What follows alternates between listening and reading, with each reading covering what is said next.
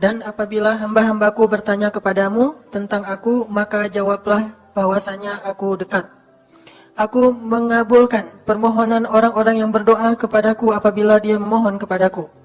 Maka hendaklah mereka memenuhi segala seruanku dan hendaklah mereka beriman kepadaku agar mereka selalu berada dalam kebenaran. Shadaqallahul azim. Teman-teman yang dirahmati Allah Subhanahu wa taala, ayat ini adalah ayat, kalau kita kasih judul ayat ini tuh janji Allah kepada orang yang berdoa. Janji Allah kepada orang yang berdoa. Makanya doa itu benar-benar senjata orang mukmin. Melebihi senjata apapun yang dimiliki oleh seseorang. Paling dahsyat itu kalau punya doa. Jadi kalau orang yakin kepada Allah, maka dan keyakinan dia kepada Allah lebih besar daripada keyakinan dia kepada apapun, maka selama dia masih bisa berdoa kepada Allah, dia tenang. Ada masalah dikit, oh ilahi. Ada masalah dikit, ilahi. Ada masalah dikit, Rabbi. Terus saja. Ada masalah sepele apapun, minta ke Allah. Ada masalah apapun, minta ke Allah. Dan kata Nabi, janganlah kalian menjadi lemah dalam berdoa. Karena sesungguhnya tidak akan binasa seseorang selama dia masih berdoa kepada Allah. Itu hadis Nabi dari Aisyah. Janganlah kalian menjadi lemah dalam berdoa. Artinya jadi pundung, jadi putus asa dalam berdoa. Karena tidak akan binasa seseorang selama dia masih berdoa kepada Allah Subhanahu wa ta'ala. Jadi kalau kita masih terus mengharap dan meminta kepada Allah, kita nggak akan binasa. Kita nggak akan kalah, kita nggak akan rugi. Dan kata para ulama, segala sesuatu di dunia ini akan pergi dan tidak kembali. Ini clue penting nih, bisa dicatat. Segala sesuatu di dunia ini akan pergi dan tidak akan kembali kecuali doa. Dia pergi dan dia pasti akan kembali. Segala sesuatu kalau udah pergi di dunia ini nggak akan kembali lagi. Kalau pergi di sini maksudnya pergi kepada Allah. Tapi kalau doa pergi ke Allah, dia pasti akan balik lagi kepada yang meminta. Satu-satunya yang pergi ke Allah dan kembali di dunia ini hanyalah doa. Makanya ayat ini kalau kita kasih judul adalah janji Allah kepada hambanya yang berdoa. Allah berjanji, apa kata Allah? Inni qaribun. Aku itu dekat. Maksudnya nggak mungkin aku nggak dengar doa kalian. Begitu kita berdoa kita pikir Allah dengar nggak ya? Jangan-jangan kok doa saya belum diijabah, kayaknya Allah nggak dengar yang kemarin, saya harus keraskan lagi suara saya. Nggak, inni qarib. Arti inni qarib, aku itu dengar banget apa yang kamu ucapkan. Nggak usah diucapkan, di dalam hati aja Allah udah dengar. Siapa yang pernah berdoa di dalam hati terus langsung Allah ijabah? Rasulullah. Coba teman-teman buka awal juz kedua. Ayat surat Al-Baqarah ayat 144. Itu gara-gara Nabi ada harapan di dalam hati tapi nggak berani ngomong gitu ke Allah. Cuma dipendam di dalam hati doang. Tapi langsung diijabah oleh Allah. Ayat surat Al-Baqarah ayat 144. Allah berfirman, قد نرى تقلب وجهك في السماء فلنولينك قبلة ترضاها فول وجهك شطر المسجد الحرام وحيث ما كنتم فولوا وجوهكم شطره وإن الذين أوتوا الكتاب ليعلمون أنه الحق من ربهم وما الله بغافل عما يعملون. Jadi ceritanya orang Yahudi suka menghina kaum muslimin gara-gara orang Islam kalau sholat waktu itu masih menghadap ke Al-Aqsa, Palestina. Jadi kata orang Yahudi itu, lihat orang Islam mah fake. Suka niru. Kita sholat menghadap Al-Aqsa, mereka sholat menghadap Al-Aqsa. Berarti agama mereka itu adalah agama yang meniru agama kita. Nggak original. Sering diperolok-olok. Setiap kaum muslimin sholat dihina sama mereka. Akhirnya Nabi ngerasa sedih. Wah, gimana ya caranya? Sehingga setiap sore Nabi berdiri di suatu bukit, kemudian lihat ke langit. Cuman nggak ngomong, gini aja ke langit. Membatin. Bayangin, pernah nggak teman-teman membatin ke Allah? Ini harus kita coba lakukan. Belajar membatin kepada Allah. Itu romantis banget. Jadi duduk sendiri. Allah, ngomong gitu dalam hati. Dan yakinlah ini qarib, Allah tuh dengerin. Jangan pikir saya kayak ngomong sendiri, kayak orang kurang waras. Enggak, Allah itu mendengar. Jadi kita batin aja sama Allah, ngomong dalam hati. Ya Allah, saya tuh lagi gini, ada masalah. Ngomong dalam hati kita. Please Allah, please gitu ya. Nah, itu kalau kita membatin, inni qaribun wa asirru qaulakum aw ijharu bih innahu alimun bidzatis sudur. Jadi Nabi nggak enak mau ngomong, ya Allah tolong dong pindahin kiblat dari Masjidil Aqsa ke Masjidil Haram. Soalnya daripada dikata-katain melulu sama orang Yahudi, mau ngomong kayak gitu tuh nggak enak sama Allah. Malu Rasul ke Allah. Masa kiblat aja minta dipindahin. Akhirnya Nabi cuma ngeliat ke langit aja tiap hari. Udah selesai, pulang. Besok lihat lagi ke langit. Turunlah ayat ini. Sesungguhnya kami telah melihat bagaimana kamu selalu menengadahkan wajahmu ke langit. Maka kami palingkan kiblat ke arah yang kamu sukai. Coba lihat. Turun wahyu untuk merespon doa Nabi yang bahkan belum diverbalkan. Belum diucapkan dengan kata-kata, tapi Allah udah ngerespon. Ini kan keajaiban doa nih. Cuman kita seringnya ngerasa udah minta berkali-kali kok gak dikasih-kasih. Kita belajar sekarang. Rasul gak usah minta pakai verbal, cuman membatin doang dalam hati, Allah udah ngasih. Pernah nggak teman-teman ngerasa kayak gitu? Ada kepengen sesuatu, tiba-tiba terwujud. Pernah kan? Tapi kepengennya yang baik-baik. Pengen misalnya, aduh, saya pengen banget umroh. Cuman mau ngomong kayak gitu mah, saya mah orangnya kayaknya nggak mungkin bisa umroh kalau ngandalin harta. Orangnya nggak mampu, kerjanya juga pas-pasan. Gimana mau umroh, untuk makan aja susah. Tapi pengen banget dalam hati kita. Dan itu rindunya tuh rindu banget. Setiap kali ngelihat video atau tayangan di TV tentang umroh dan haji, menitikkan air mata. Saking kangennya ke Baitullah. Allah tahu itu dalam hati kita. Tiba-tiba ada jalan. Ada aja jalannya. Dan bisa dikasih sedekah, bisa juga hadiah, bisa juga door prize, bisa juga macam-macam. Pokoknya ada jalan aja, tiba-tiba bisa umroh. Dan saya sering banget membawa orang umroh. Di antara jamaah itu selalu ada 1 atau 2 orang yang umrohnya itu miracle, keajaiban dari Allah. Ketika saya cari tahu alasannya apa, ternyata emang dia dari dulu pengen banget umroh, cuman nggak bisa ngandelin hartanya. Allah kasih jalan yang lain. Bukankah Allah itu memampukan yang diundang, bukan mengundang yang mampu? Kan itu yang sering kita dengar kan? Allah tidak mengundang yang mampu, tetapi memampukan yang diundang. Kalau udah Allah undang, pasti mampu. Kalau Allah nggak undang, walaupun dia mampu nggak akan bisa. Jadi Allah bukan mengundang yang mampu, tetapi memampukan yang diundang. Sehingga kita kalau hati kita kayaknya pantas diundang, Allah undang tuh. Begitu juga dalam urusan rezeki. Aduh, saya pengen kerjaan yang kerjaannya itu lebih halal, lebih nyaman, bisa sholat berjamaah tepat waktu, ada waktu juga buat keluarga, bisa juga berdakwah ke teman-teman. Akhirnya membatin kita itu karena kuat banget, Allah wujudkan. Ini artinya Allah qaribun, Allah maha dekat. Sehingga kalau kita pengen doa kita itu powerful, belajar dari as-siqah billah. Tips pertama adalah as-siqah billah. Percaya deh sama Allah. Percaya sama Allah. Jangan berdoa dengan ragu-ragu. Kayak kita datang kepada seseorang untuk minjem duit, tapi kita ragu. Dia nih kayaknya orangnya susah kalau dipinjemin. Kalau minta dipinjemin gitu. Ini saya lagi ada masalah dikit nih, boleh minta bantu nggak? Apa? Gimana ya ngomongnya? Susah ngomongnya tuh ragu-ragu gitu kan ya. Akhirnya kita ngomongnya tuh nggak enak, nggak nyaman, membuat dia juga ngasih ke kita juga ragu-ragu. Akhirnya nggak nyaman tuh hubungan kita sama dia. Tapi kalau kita yakin banget sama dia orangnya baik, kalaupun dia nggak ngasih dengan cara yang kita minta, kita yakin bahwa dia tuh pasti akan nolong kita. Sehingga kita akan curhat masalah kita itu dengan tulus. Bahwa kita punya masalah kayak gini-gini, bukannya kita mau minta-minta, cuman sifat dari manusia itu saling tolong-menolong, kita beritahu masalah kita. Dan kita yakin dia pasti akan nolong kita. Kalau nggak bisa ngasih duit, dia akan minta tolong kepada orang lain yang mungkin bisa membantu kita. Dia akan ngasih link, dia akan memediasikan kita. Oh, aduh maaf ya saya juga lagi sekarang lagi butuh uang, ini lagi nabung-nabung juga, sama kita mah lagi sama-sama pengen hijrah status. Cuman nih saya kenal ada temen nih yang dia alhamdulillah orangnya tuh suka banget bantu orang lain. Mungkin saya bisa merekomendasikan, saya bisa bantu kamu, ayo kita jalan bareng ngomong sama temannya. Pokoknya kita yakin dia bisa nolong. Nah kalau kita yakin, percaya sama Allah, Allah itu gak butuh perantara. Allah bisa nolong kita dengan cara apapun. Walaupun takdirnya udah ditulis kamu tuh gak akan punya istri sampai meninggal dunia. Ya Allah masa gitu sih, gak akan punya istri. Ya Allah, tapi gimana masa saya mau hidup sendiri terus? Kamu gak akan punya istri, kata malaikat teh.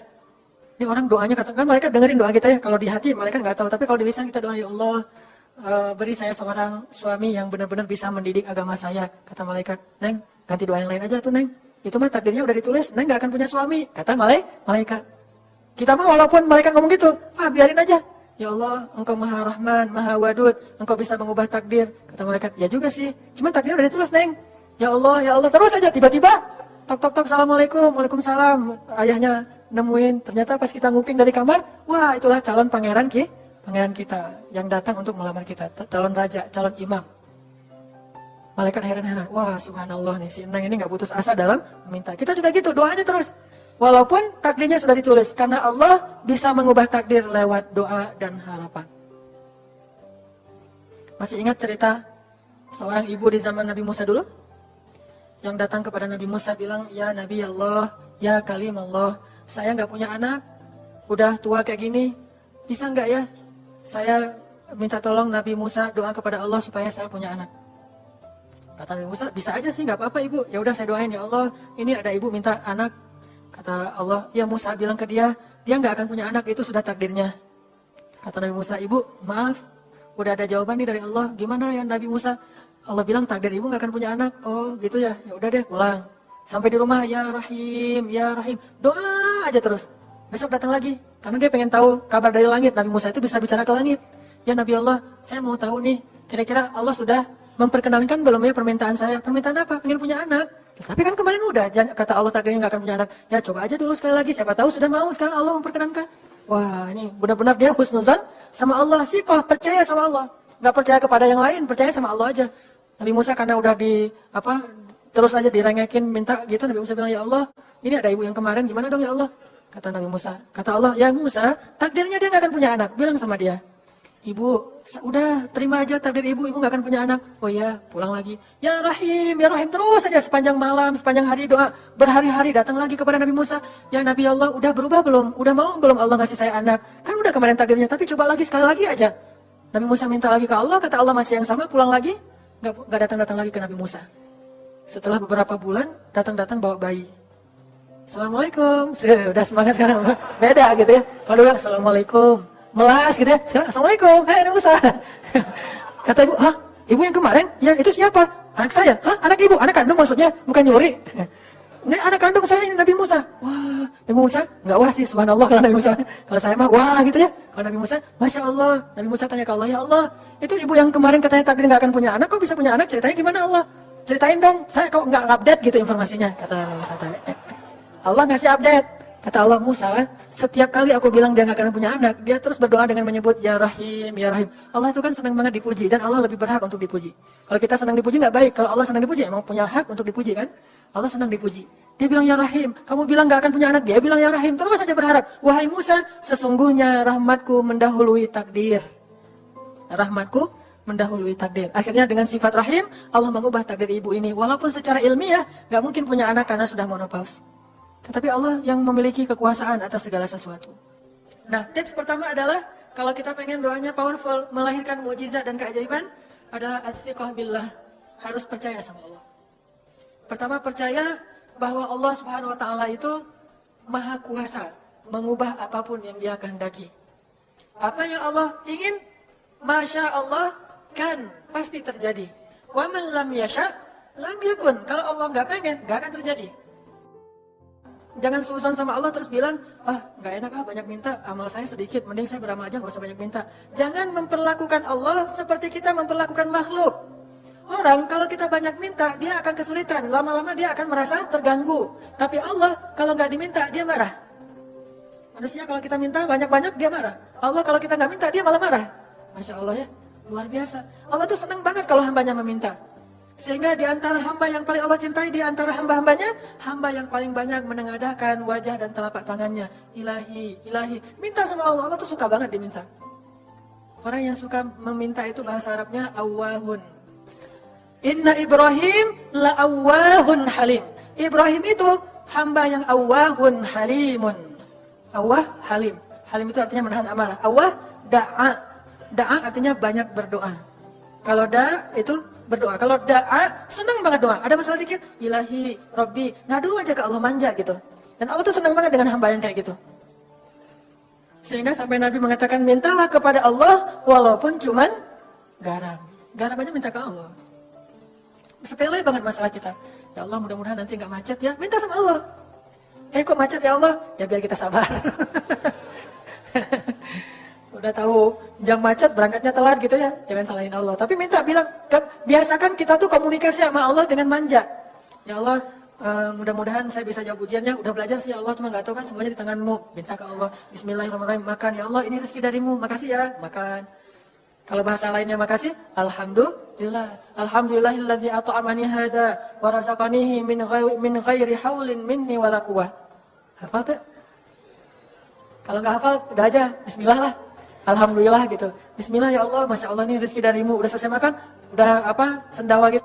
Alhamdulillah, Allah baik banget. Ngomong sama Allah, sering-sering komunikasi sama Allah, dan Allah itu wa huwa ma'akum aina ma kuntum. Dia bersama kalian dimanapun kalian berada. Bersama ya, bukan ada. Kalau ada itu beda. Allah di mana-mana itu beda.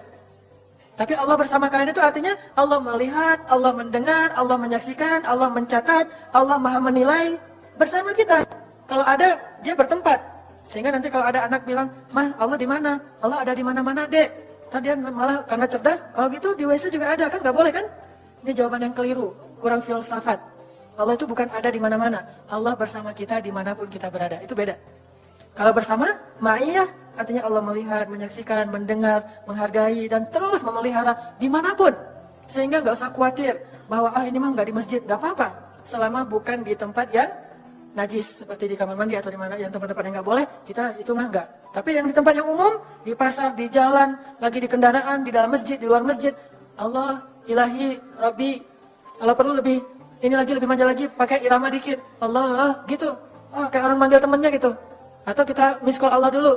Ya Allah, udah nggak ngomong apa-apa.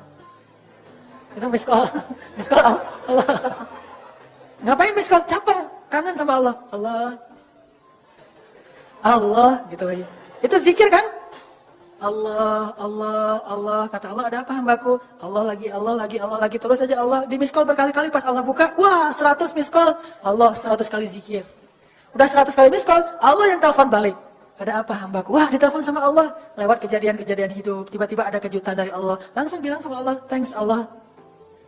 Kan romantis itu sama Allah. Jangan cuma sama cewek doang bilang thanks, segala macam bahasa-bahasa yang keren. Sama Allah juga harus keren. Tapi setelah thanks, alhamdulillah, karena itu yang paling baik. Intinya harus percaya sama Allah. Allah tuh senang banget didoain. Kita berdoa kepadanya gitu. Allah tuh senang. Terus makna percaya sama Allah juga, kita percaya bahwa Allah itu nggak akan ngecewain orang yang berdoa. Ujibu da'watad da'i idza da'an. Aku pasti mengijabah doa hamba-hamba yang berdoa kepadaku. Enggak usah khawatir, pasti diijabah. Tapi kok masih belum aja Ustaz? Nah, kita harus belajar apa itu makna diijabah. Jangan-jangan Allah udah mengijabah, kita nggak ngerti. Kayak ada analogi tentang orang yang tenggelam, terus dia meninggal sambil menuduh Allah, Allah kok nggak nolong saya? Bukankah aku sudah mengirim pelampung? Jadi pelampung itu cara Allah menolong kita. Kita berharap ditolongnya tiba-tiba selamat aja di pantai. Nggak kayak gitu. Allah punya cara. Sehingga kita harus belajar memahami maksud Allah. Allah maksudnya apa? Di antara cara Allah mengijabah, kata para ulama, satu, Allah mengijabah persis seperti yang kita minta. Dua, Allah mengijabah yang lebih baik dari yang kita minta. Yang ketiga, Allah kalau nggak ngasih persis, ngasih yang lebih baik, dikasih di akhirat. Bahkan itu lebih keren daripada di dunia. Kok di akhirat sih? Ntar dulu.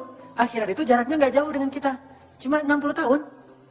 60 tahun tuh cepat banget loh. Sekarang rata-rata usia berapa? Bahaya kalau nanya usia.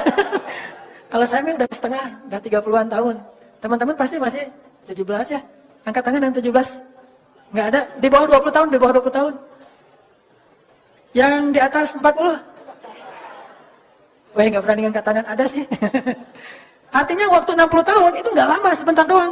Jadi analoginya gini, kita lagi kuliah, pengen nikah. Terus kita naksir sama seorang cewek cantik banget. Dan saking cantiknya sampai kita cuma bisa bermimpi. Wah, saking cantiknya kayaknya nggak mungkin banget buat kita. Tiba-tiba ayahnya bilang, "Dek, kamu senang sama anak saya?" "Yang mana Pak?" Masih nanya yang mana, takutnya yang tadi kebalik. Ini yang lagi kuliah yang namanya si Fulana misalnya. Sebutlah namanya Nisa apa gitu ya. Terus dia bilang, "Boleh Bapak setuju kamu nikah sama anak saya, tapi ditunda dulu sampai kamu lulus kuliah." Kita seneng gak tuh? Sampai lulus kuliah, nggak apa-apa. Masa kita bilang, "Gak mau Pak, kalau lulus kuliah mending gak usah deh, saya mauin sekarang." Pasti gak gitu kan? Karena kita tahu ini cantik banget, keren banget, soleha banget, idola banyak cowok-cowok di kampus, dikasih buat kita. Syaratnya cuma satu, tunggu lulus kuliah 4 tahun lagi. Pasti kita akan sabar banget menanti itu. Gak mungkin kita bilang, "Pak, Bapak kalau nawar yang serius dong, 4 tahun mah lama tuh Pak." Yang kedua, tips supaya doa kita powerful. Kalau doa sama Allah itu yang romantis. Bahasa Arabnya munajat, curhat sama Allah. Dan doa itu ibadah, bukan sekedar permintaan, bukan cuma request, tapi ibadah. Jadi kalau orang rajin doa sama Allah itu akrab sama Allah. Dan kalau akrab jadi romantis sama Allah. Enak gitu, hubungannya dengan Allah tuh adem banget, nyaman banget. Pas dia berdoa, ilahi, gini ngomong. Kayak Nabi Zakaria yang tadi di surat Maryam, pas sholat rakaat kedua. Apa kata Zakaria? Ini bentuk curhatnya Zakaria.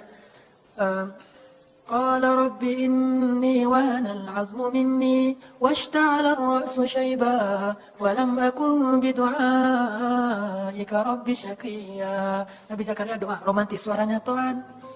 Wadhkur fil kitab dzikru rahmati rabbika 'abdahu Zakaria idz nada rabbahu nidaan khafiyya. Nidaan khafiyya. Zakaria itu kalau doa tuh lirih banget suaranya. Lembut banget. Jadi duduk sendiri, ilahi ya Allah. Bersenandung seperti Nabi Daud. Romantis sama Allah. Bukan, ya Allah. Itu mah doa khusus untuk perang itu mah. Doain Palestina, doain Suriah itu harus tegas. Kayak Nabi kalau berdoa itu dengan menelunjuk. Kadang Nabi mengangkat tangan, kadang Nabi mengangkat kedua tangan sampai tinggi, kadang Nabi nggak mengangkat tangan, kadang Nabi memakai telunjuk. Semuanya itu sunnah. Dan kita saling debat masalah, oh nggak boleh angkat tangan. Kadang Nabi mengangkat tangan, kadang Nabi tidak mengangkat tangan. Kadang Nabi malah menunjuk gini. Kalau urusannya bab perang, biasanya gini. Ya Allah, bukan nyuruh Allah ya. Beda kesannya nunjuk Arab dengan nunjuk Indonesia. Kalau Arab, ngapain lu nunjuk gue? Kan gitu ya. Kalau Allah mah nggak kayak gitu. Allah pakai bahasa Arab, jadi pakai filsafat Arab. Nunjuk itu maknanya sangat berharap dan tegas gitu.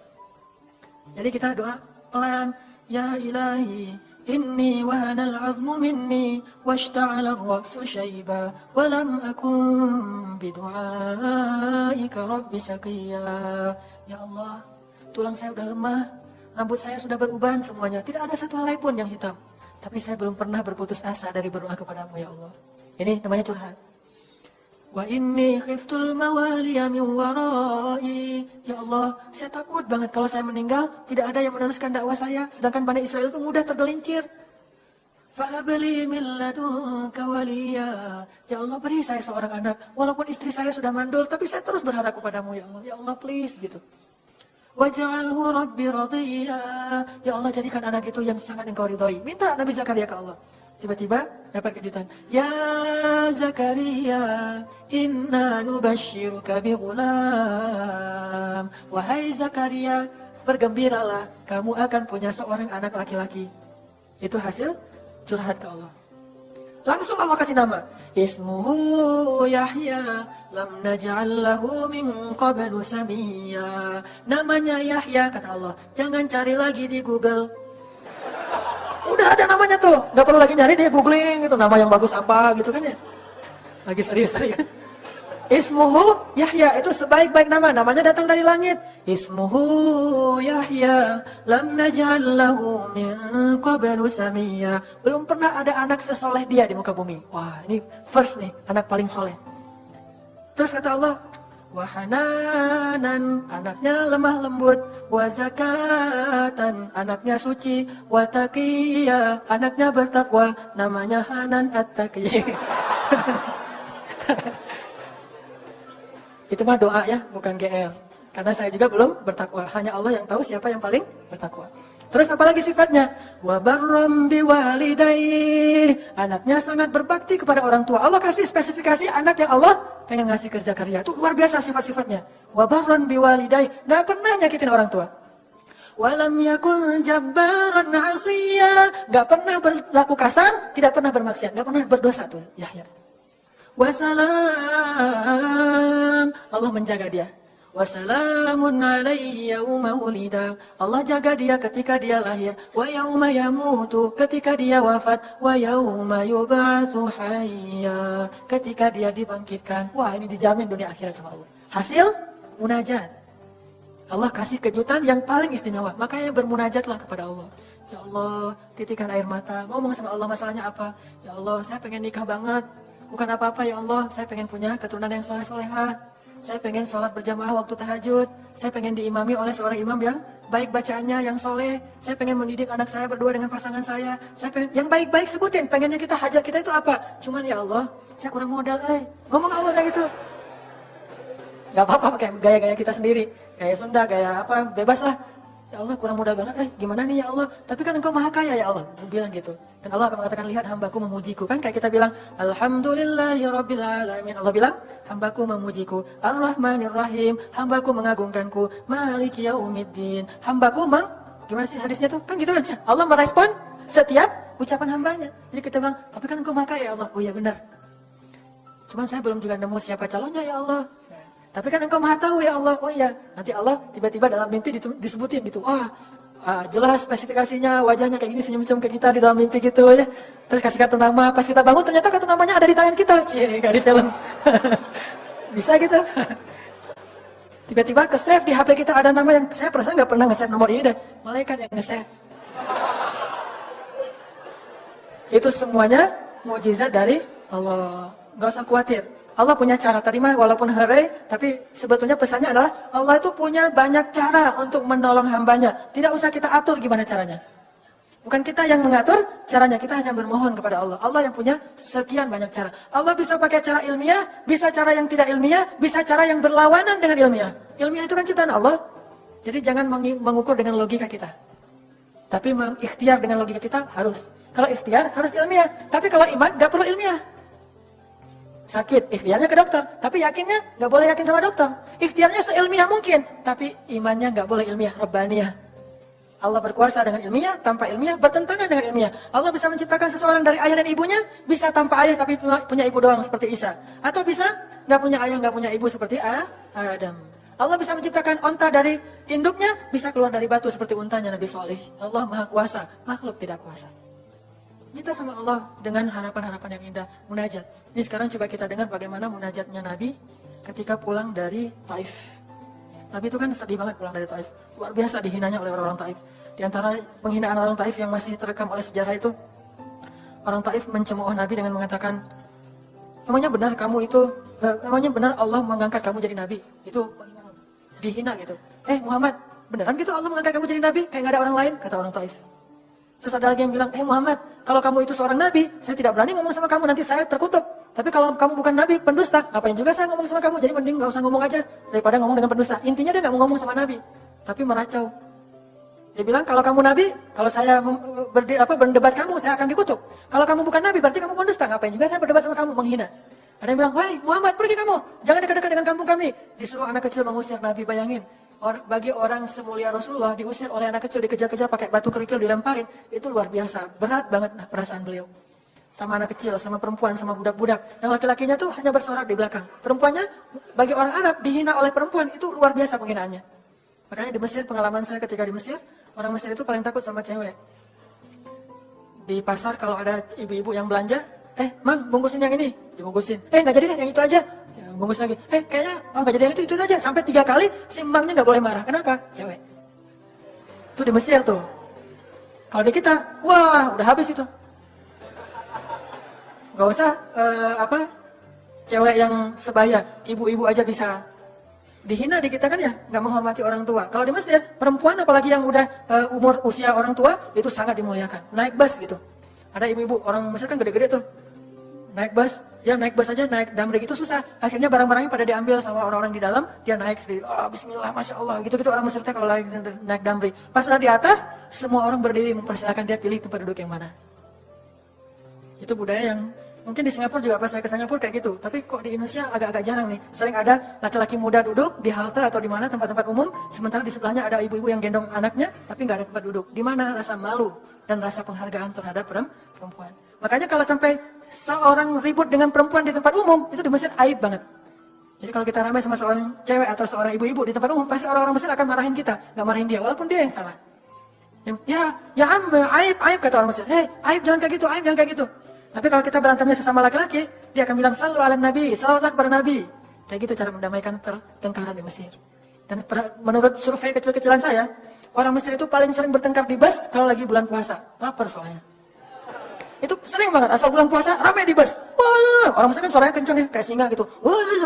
Ramai di sama 2 orang. Akhirnya yang lain bilang, sallu ala nabi. Langsung, sallallahu alaihi wasallam. Lagi.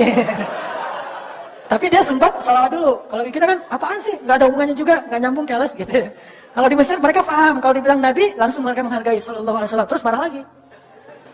Ya amin, sallu ala nabi sallallahu alaihi wasallam. Lagi. Kadang-kadang saking marahnya sallu ala nabinya sampai marah, sallallahu alaihi wasallam saya bilang juga. Jadi sampai ada yang bertengkar dua orang disikapin dengan bijak. Orang Mesir kalau marah tuh suka bilang keledai. Ya Ahmad, wahai keledai gitu. Terus yang orang bijak ini kayaknya educated, dosen gitu kayaknya, dia bilang, memangnya ada keledai selain engkau di sini? Terus dia bilang, nggak ada. Ada. Apapun jawabannya salah. Memangnya ada keledai selain kamu di sini? Kalau dia bilang nggak ada, berarti emang kamu sendiri. Kalau dia bilang ada, berarti kamu juga keledai. Cerdas ya, luar biasa. Nih di Mesir saya dapat banyak luar biasa pengalaman. Intinya apa? Perempuan. Yang mengusir Nabi di Taif, perempuan. Anak-anak, budak, coba. Gimana perasaan Nabi?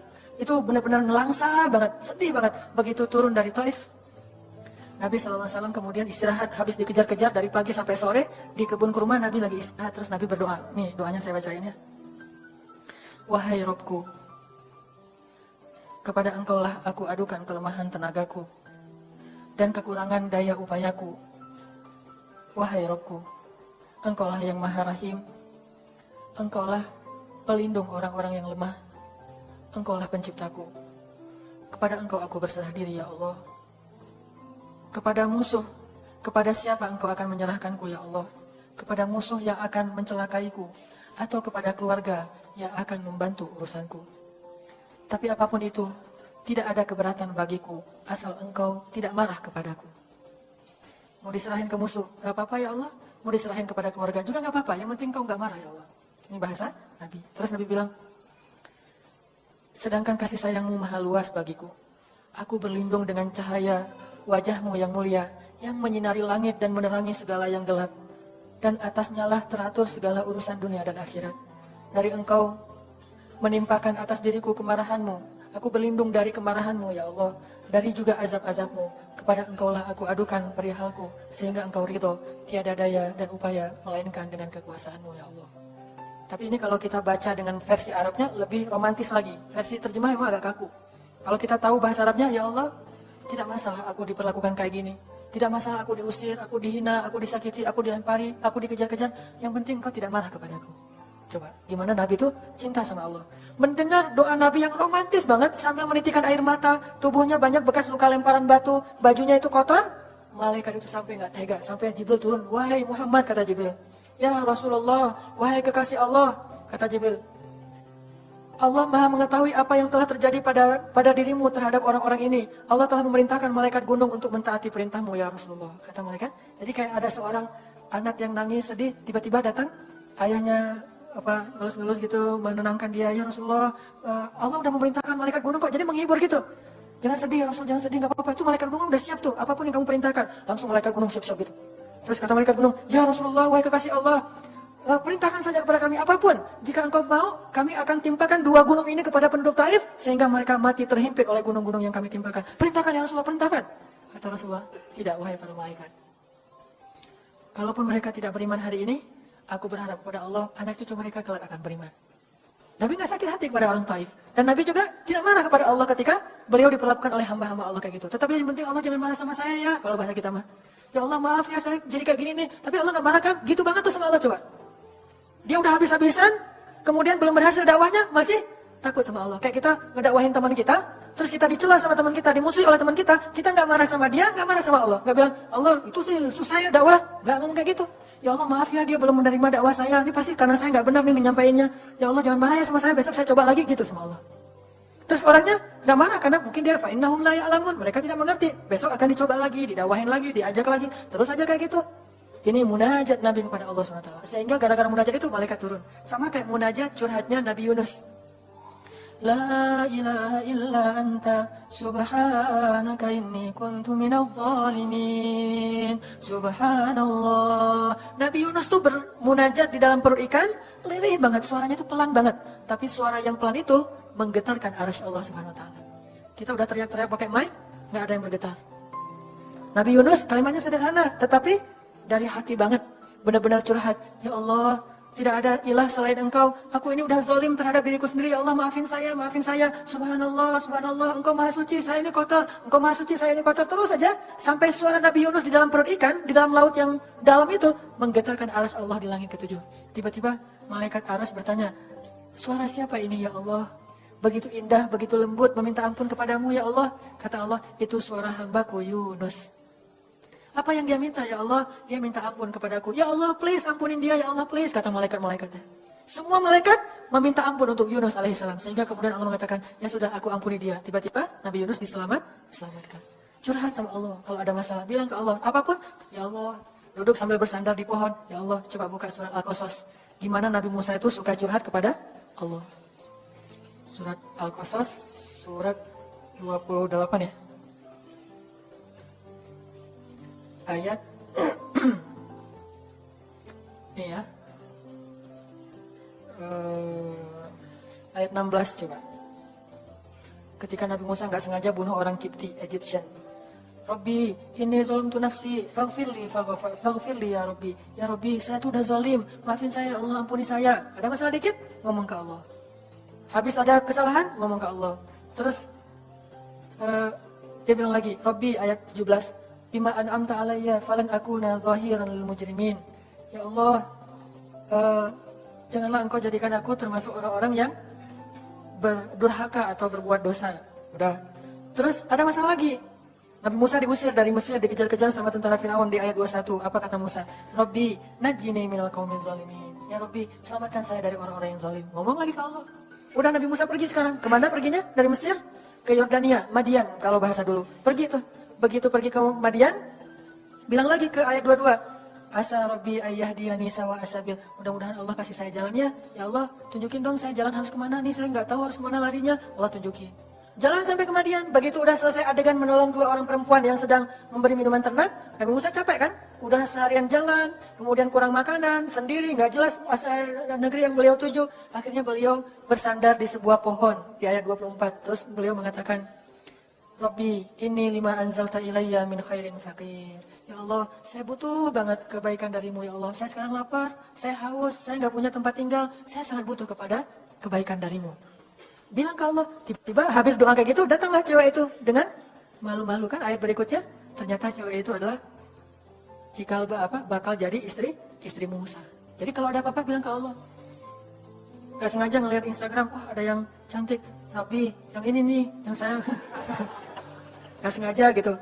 Tapi jangan dikepoin ya, dan jangan terlalu lama ngelihatnya, sekilas saja. Atau minimal kalau nggak yang ini, yang kayak gini ya Allah. Ya Allah, gitu. Ngomong nanti ketika selesai sholat. Makanya banyak-banyak doa sama Allah. Dan yang romantis, yang lembut, banyak-banyak berzikir. Jadi sebelum doa itu tasbih dulu. Tasbihnya dengan bahasa yang kita nyaman. Subhanallah, subhanallah boleh. Atau dinyanyikan juga nggak masalah dengan suara yang baik. Bukankah Nabi menyuruh kita menghiasi Al-Quran itu dengan suara kita? Dan diantara isi Al-Quran adalah zikir. Kita bisa bilang Subhanallah, Subhanallah, Subhanallah. Coba kayak gitu malam hari sendiri. Pasti orang yang lewat dekat rumah kita bakalan lari gitu ya. Kirain ada salah. Malam hari zikir di kos-kosan gitu. Pada teman-teman pada kabur semuanya. Dikirain ada yang gentayangan. Subhanallah, Subhanallah, Subhanallah. Jadi kalau teman-teman bersiullah dengan zikrullah. Daripada kita bersiul dengan lagu-lagu yang misalnya hanya irama biasa kan ya. Saya udah gak hafal ya lagu-lagu terbaru. Yang dulu-dulu mah yang saya tahu paling kau hancurkan hatiku, hancurkan. Nah gitu aja bersiulnya di mobil. Kau hancurkan hatiku. Mending kita Subhanallah, Subhanallah, Subhanallah, Subhanallah, Subhanallah, Subhanallah. Biasain aja bersiul dengan nama Allah. Itu namanya miskolin Allah. Sehingga nanti Allah akan lihat, wah ada hambaku nih menyebut-nyebut nama aku kan di miskol tuh caper dulu. Dan gitu baru ya Allah, baru minta sama Allah.